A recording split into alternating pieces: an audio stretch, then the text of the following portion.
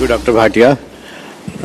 Very kind of you. And very good morning, friends, to all of you coming from various parts of the country and different countries.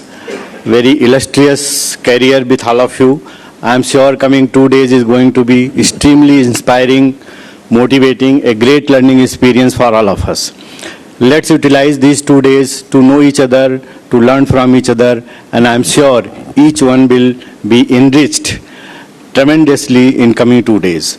The World Education Congress is a significant milestone in the education field globally. I have few points.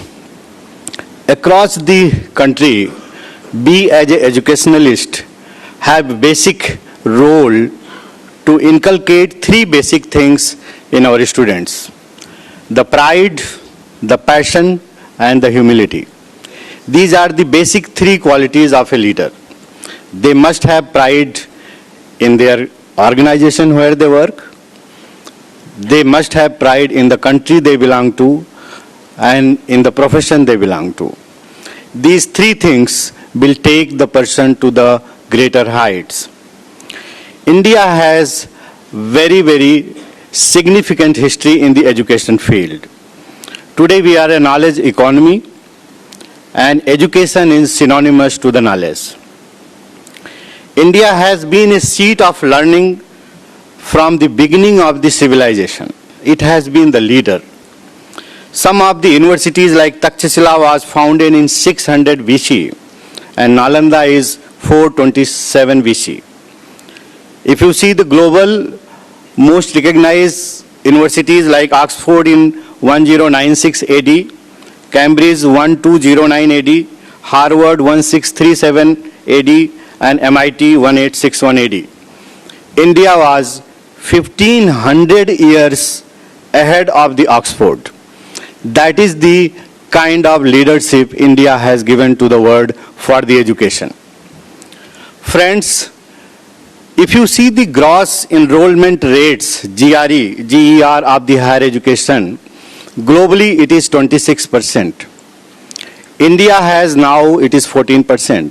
The Ministry of HRD has put a target to make it 30% by 2020.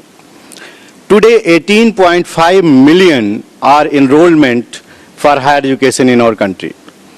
59% of the contribution coming from the private sector. If India has to reach 30% GER, that means 40 million students would be enrolled for the higher education. And that means India has to gear up more than 10,000 engineering colleges, 10,000 management institutes, and few hundred universities.